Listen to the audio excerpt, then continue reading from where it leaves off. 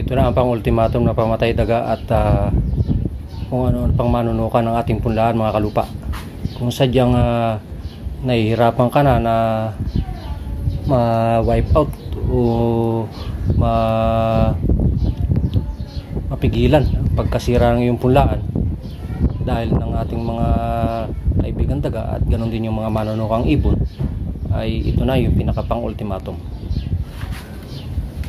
Lalaga tayong tubig at matapos siyang kumulo, lalagyan natin ng palay. Lulutuin natin tong palay na to dyan sa kukulong tubig bago natin itimpla sa ating liquefied na Puradan. Pakikita mo mamaya, mga kalupa. Ito yung ating liquefied na Puradan. Kulay, ang Puradan kasi pag tinunaw mo, kulay violet. Naglagay tayo ng 5 kilo. Tapang na to.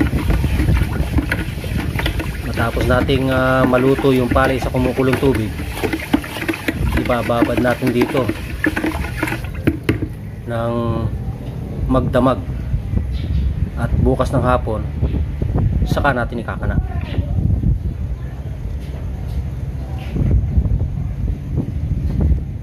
Ito yan, mga kalupa.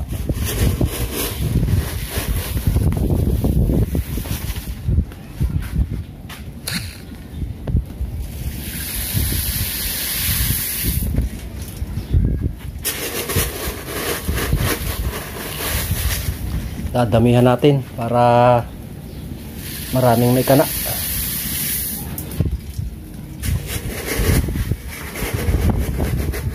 Kasi kapag ganitong tagulan, kapag ang nilagay natin ay zinc phosphide, kapag umambo na, hugasan yung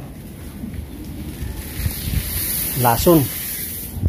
Kaya kailangan gumawa tayo ng pang-ultimatum, yung kahit maulanan, kinain nila o kaya ay siguradong patay pa rin.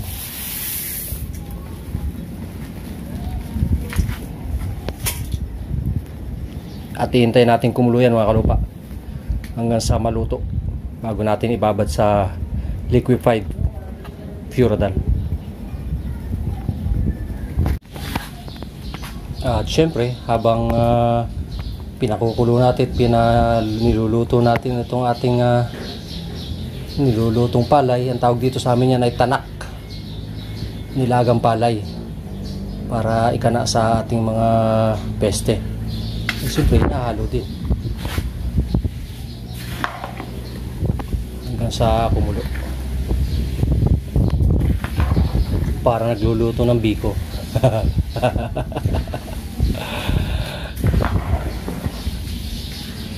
Napakalumang style, di ba, mga kalupa?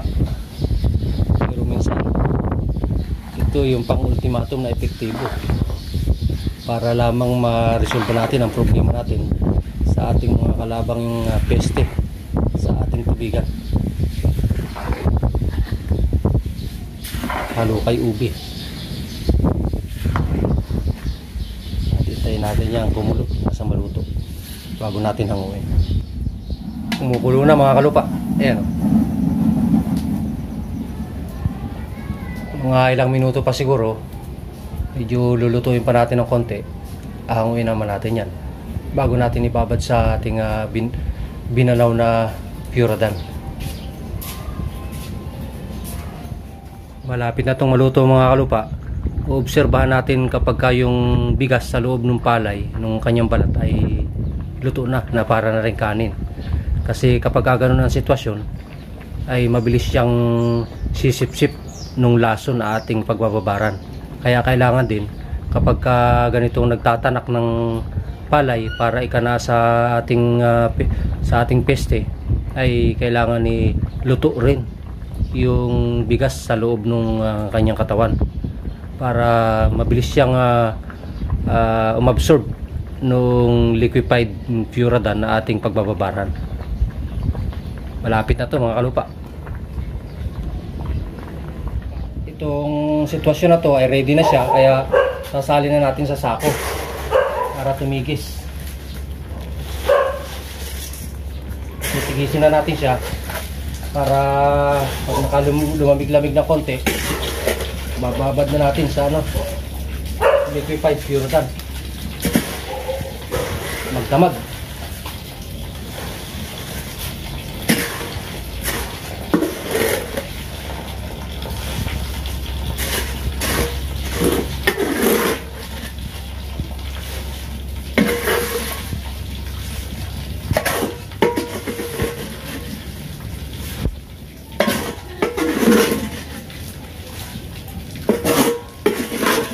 Ito na siya mga kalupa, nasa sako na. At maya maya ibababad natin to dun sa ating liquefied pure dan. Palalamig-lamigin lang konti. Ito na mga kalupa. Total napatigis na natin itong ating nilagay sa sako na ating nilutong palay. Pinalagay na natin ngayon dyan. Bababad na natin.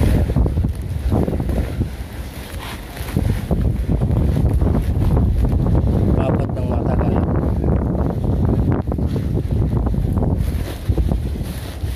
Yun, sakto lang yung halos sa tatlong salop natin na nilagang palay, sakto lang siya dun sa ating pagbababaran.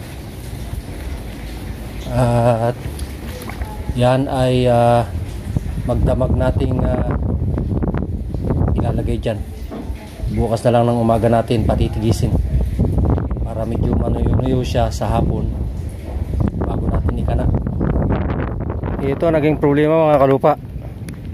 Nung mamunla tayo ay medyo may anunsyo ng bagyo pero malayo at malakas daw ang habagat, kaya ito matapos nating sumabog ay ganyan na nangyari.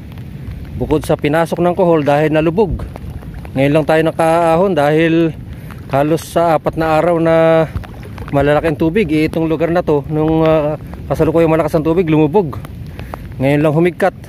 At ganito ang nangyari, bukod sa dinaga ay pinasok pa ng mga kuhol. Ayan, ang dami. Kaya medyo malaki na bawas sa ating punlaan.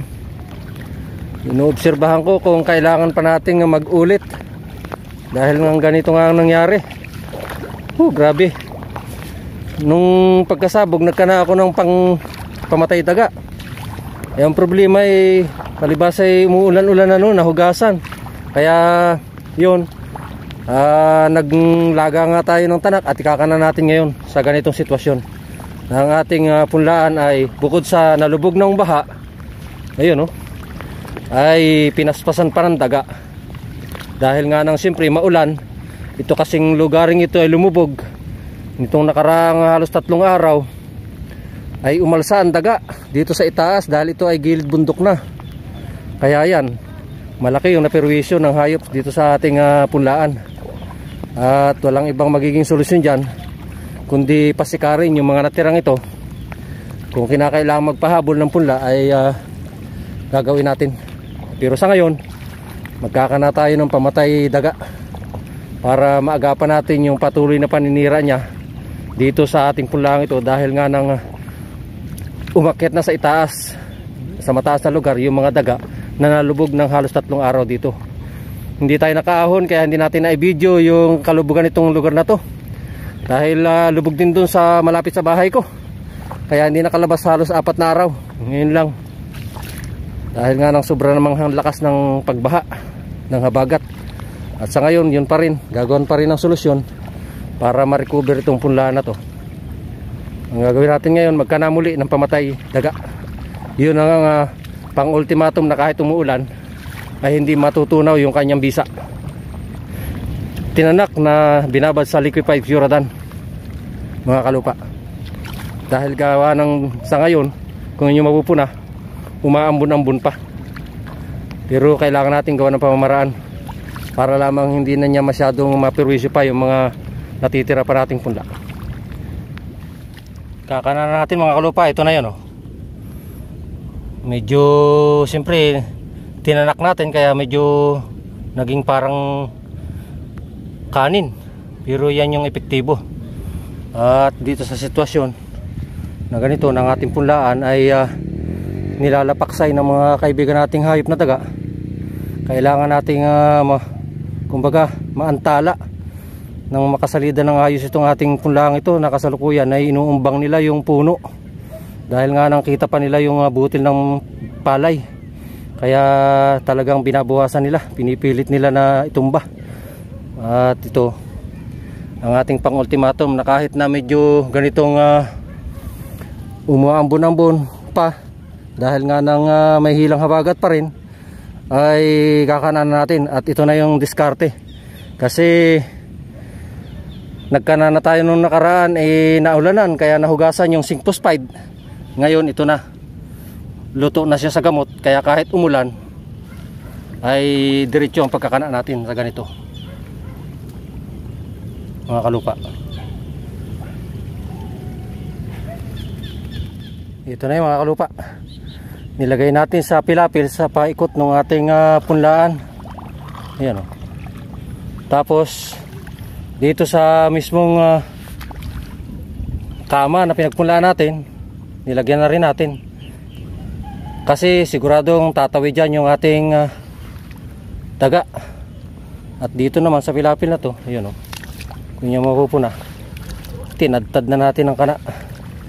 Ganon din dyan hanggang doon sa kabilang dulo na talagang pinerwisyo nitong nakaraang lanip. Sinubaan ng daga ang punlaan, kaya kahit medyo sibol na siya, pinaglaruan pa dahil nga nang umalsa sila nung lumanip, umakyat sila sa itaas.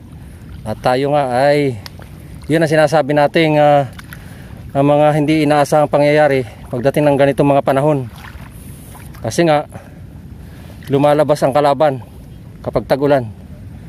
Hindi lang yung panahon, kundi yung mismong mga peste na kung tutusin hindi naman talaga peste, nagiging peste lang sila kasi sinisira yung ating pananim, pero may pakinabang din sa kanila ang ating kalikasan. Kanya lang sa panahon na ito na ganito ang ating turing, na sila ay nagiging sagabal sa ating mga ginagawang kaunlaran, ay kaya sila naiituring na peste.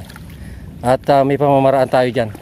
Kapag ganitong tag-ulan na ang ikinakana natin ay maaagnas, dahil mga minsan yung contact natin mga pesticide ay nahuhugasan ng ulan, kailangan gumawa tayo ng pamamaraan na hindi siya mahagnas ng ulan. At ito yun, nilagang palay na ibinabad sa ating liquefied Puradan, para just in case ulanin man ito, at siguradong ulanin dahil umaambon-ambon pa nga, ay kahit nandyan siya sa pilapil na ito, ay hindi siya basta sa mawawala ng bisa. Lumipas man ng ilang araw, kahit maulanan, kapag katinikman pa rin yan ng ating mga kaibigan daga, ay siguradong magkakaroon pa rin ng epekto sa kanila, para mabawasan natin yung mga maninirang ito sa ating linang. Hindi lamang sa punlaang ito, kundi sa kabuuan kapag tayo ay nakatanim na at naglalaman na ang ating pananim. O yun mga kalupa, kapag ganitong tagulan, kailangan gumawa ng pamamaraan. Magandang araw.